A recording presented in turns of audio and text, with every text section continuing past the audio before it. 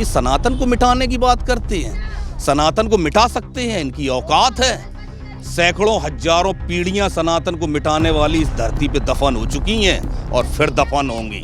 ये घमंडिया गठबंधन इतना घमंड में है कि हिंदू नहीं, सनातन नहीं, राम नहीं, कृष्ण नहीं, सब यही हैं। ये इतने घमंडी हैं, इसीलिए मोदी जी ने इनका बिल्कुल सही नाम दिया है घमंडिया गठबंधन। अरे जब मुगलों ने राज किया वो न सनातन को मिटा पाए, अंग्रेज राज करके गए वो न सनातन को मिटा पाए, और पता नहीं कौन कौन आया सनातन को मिटाने के लिए, नहीं मिटा तो ये लकड़ बन गए दो चार, ये सनातन मिटाएंगे। सांडिल गोत्र का जनेऊधारी पंडित कहाँ है राहुल गांधी, जो विदेशों में भी बोलता है, विदेशों में भारत में हिंदुत्व खतरे में और फलाना खतरे की बात करता है, वो कहाँ है? अगर ये सनातनी है तो बताए इसके दादा का क्या नाम है, अपने दादा का नाम क्यों नहीं कहीं बताता है?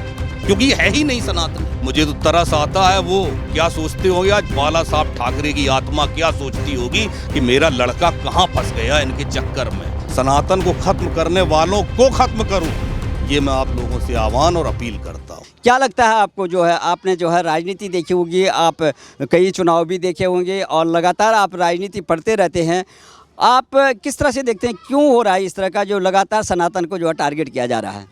सबसे पहले आपको मैं बता दूं कि सनातन धर्म को मिटाने वाले इस धरती पे सैकड़ों उनकी पीढ़ियां दफन हो गई हैं। सनातन धर्म को कोई छू नहीं पाएगा। लेकिन मैं पूछना चाहता हूं, सांडिल गोत्र का जनेऊधारी पंडित राहुल गांधी कहाँ है? मैं उस जो है जनेऊधारी राहुल गांधी को पूछ रहा हूं। वो तो मोहब्बत की दुकान चलाता घूम रहा है। ये है मोहब्बत की दुकान, इसको मोहब्बत की दुकान बोला जाता है। और कहाँ है ये कृष्णवंशी? लालू प्रसाद के परिवार वाले कृष्णवंशी कहते हैं ना अपने आप को। अरे मैं तो कृष्णवंशियों से आह्वान करता हूं कि खोलो अपनी आंखें, ये कृष्णवंशी नहीं हैं। चाहे लालू हो और चाहे अखिलेश बाबू हो, ये कृष्णवंशी नहीं है, ये जरासंध के वंशज हैं। लालू ने क्या बोला था आपको अगर याद होगा तो, लालू ने क्या कहा था जब राम मंदिर आंदोलन चल रहा था कि राम का नाम लेने वालों को बंगाल की खाड़ी में गिरवा दूंगा। और आज ही का ये बयान है, आज अगर आप लोग टीवी देखना, आज ही उनका शिक्षा मंत्री, समझ लीजिए वो क्या शिक्षा देगा आगे की पीढ़ी को। वो कह रहा है कि रामचरितमानस में पोटेशियम साइनाइड मिला हुआ है। और अखिलेश बाबू, जिसको डेली ऑफिस में फ़ोन करके स्वामी प्रसाद मौर्य बोलता है कि आज हम रामचरितमानस की प्रतियां जलाने जा रहे हैं, आज हम रामचरितमानस में गालियां देने जा रहे हैं, आज हम इसकी होली जलाने जा रहे हैं, इनको आप लोग कृष्णवंशी समझते हो? अपने अक्ल के पर्दे खोलो मेरे कृष्णवंशियों, अब तो आँख खोलो।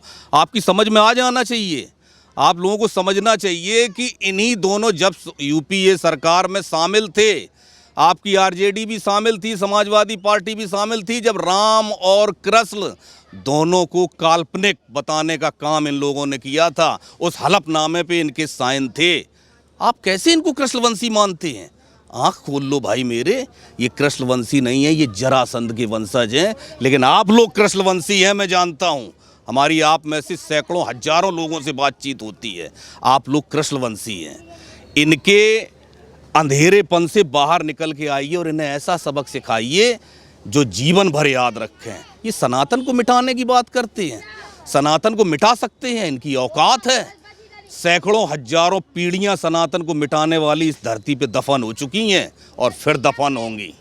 ये कहीं से कुछ नहीं कर पाएंगे, मैं आपको बता रहा हूँ। गुस्सा है, पूरे देश में गुस्सा है, और ये घमंडिया गठबंधन इतना घमंड में है कि हिंदू नहीं, सनातन नहीं, राम नहीं, कृष्ण नहीं, सब यही हैं। ये इतने घमंडी हैं, इसीलिए मोदी जी ने इनका बिल्कुल सही नाम दिया है घमंडिया गठबंधन। ये इतने घमंड में चूर हैं, लेकिन ये भी दफन होंगे। मैं आपको बोल रहा हूँ, ये भी दफन होंगे। राम और कृष्ण को काल्पनिक बताते हैं। आप अंदाज़ा लगाइए, अगर यूपीए सरकार में वो हलफनामा अगर दायर हो गया होता, अगर विरोध ना किया होता, भाजपा या अन्य दलों ने जो उस समय विरोध ना किया होता राम और कृष्ण को काल्पनिक बताने का, तो आज क्या होता? आज हमारे बच्चे आज 10 साल बाद क्या पढ़ रहे होते? जैसे कॉमिक्स होती है, चाचा चौधरी साबू, बिल्लू, पिंकी, मोटू पतलू, ऐसे ही कॉमिक्स चल रही होती, रामा कृष्णा, और कॉमिक्स में होते राम और कृष्ण। कॉमिक्स पढ़ रहे होते बच्चे कि ये राम और कृष्ण की कॉमिक्स मनोरंजन किताब है। इन लोगों ने राम और कृष्ण को काल्पनिक बताने का जुर्म किया था। इन लोगों से बहुत सतर्क रहने की ज़रूरत है। आप लोग इससे पूरी तरह निश्चिंत रहो कि सनातन को मिटाने की जो इनकी चाल है वो कभी ख़त्म नहीं होगी। ये हमेशा आप समझ लीजिए, इनका ये मंसूबा कभी पूरा नहीं होगा। अरे जब मुग़लों ने राज किया वो न सनातन को मिटा पाए, अंग्रेज़ राज करके गए वो न सनातन को मिटा पाए, और पता नहीं कौन कौन आया सनातन को मिटाने के लिए, नहीं मिटा। तो ये लकड़ बग्गे दो चार दिन भर रेंकने वाले, बोलने वाले ज़मीन के कीड़े, ये सनातन मिटाएंगे। इसलिए मित्रों, आप लोगों से मैं बता रहा हूँ, आप लोगों से कह रहा हूँ, मैं कई बार बोल चुका हूँ, ये कीड़े हैं, ये कूड़ा है, देश का कूड़ा है। और ये कूड़ा जितने ज़्यादा समय तक बना रहेगा, कूड़ा अगर ज़्यादा समय तक रहता है तो उसमें बदबू फैलती जाती है, बदबू बढ़ती जाती है, लोग बीमार पड़ने लगते हैं। इस कूड़े को ख़त्म करो, सनातन को ख़त्म करने वालों को ख़त्म करो, ये मैं आप लोगों से आह्वान और अपील करता हूँ। जी सर, जिस तरह से आपने देखा होगा, जब से जो है गठबंधन की मीटिंग चली पटना से लेकर के बेंगलुरु से लेकर के, और जब तीसरी मीटिंग इनकी जो है जो बम्बई में थी, उसके बाद जब से जो है ये उदयनिधि स्टालिन का ये बयान आता है, और उसके बाद लगातार जो है ये बयान आए रहे हैं, सनातन को मिला कोई डेंगू मच्छर और तमाम जो है कोरोना कह करके। अब एक डीएमके के एक नेता ने, बड़े नेता ने और ये बात कह दी कि हमारे जो है विचारधारा बाकी पे मिले ना मिले, लेकिन सनातन को मिटाने के लिए ज़रूर मिलेगी इस पे। तो क्या इसमें इनके गठबंधन में यही मंथन हो रहा है क्या? बिल्कुल, ये बिल्कुल सही बात है। जो इनकी पिछली मुंबई में मीटिंग हुई है उसमें ये एजेंडा तैयार किया गया है, सनातन को ख़त्म करने का एजेंडा तैयार किया गया है। इसको विरोध करने की बात की गई है, क्योंकि इनको ये लगता है कि भारतीय जनता पार्टी जो मौजूदा हुकूमत है देश में, वो हिंदू और सनातन के दम पे ही है। इनको तितर बितर करो और किसी तरह से सनातन में या हिंदू धर्म में डिवाइडेशन किसी तरह से करो कि जो बैकवर्ड क्लास है उसमें फूट डालिए, दलित क्लास है उसमें फूट डालिए, और केवल ये कर दीजिए कि चंद लोग जो हैं वही हिंदू और वही सनातन को मानने वाले हैं। तो एक बार मुझे बता दें, मुझे कह दें, मुझे लालू प्रसाद जी कह दें कि हम कृष्णवंशी नहीं है, सनातनी नहीं है। मुझसे अखिलेश यादव कह दें मैं सनातनी नहीं हूँ, मैं जरासंध का वंशज हूँ, मैं मान लूँगा, मैं उन्हीं 20% में लड़ाई लड़ लूँगा, मुझे कोई ज़रूरत नहीं है। लेकिन बोलें तो ये भी बोलने में उनकी ऐसी तैसी हो रही है, और वो भी नहीं करना चाहते हैं जो जनता की भावनाएं हैं। तुम अपमान कर किसका रहे हो? अरे कृष्ण की बात करते हो, कृष्णवंशी की बात करते हो। कृष्ण भगवान तो पांडवों के साथ खड़े थे। क्यों खड़े थे? धर्म की रक्षा के लिए। धर्म की रक्षा के लिए कृष्ण भगवान खड़े हुए थे पांडवों के साथ, कौरवों के साथ नहीं। कि तुम सब तो कौरवों के साथ कौरव बने हुए हो, उनके साथ खड़े हुए हो, और अपने को पता नहीं क्या बताते हो, सनातन को ख़त्म करने की बात करते हो। ऐसे सनातन खत्म हो जाएगा? तुम्हारे कहने से सनातन खत्म हो जाएगा?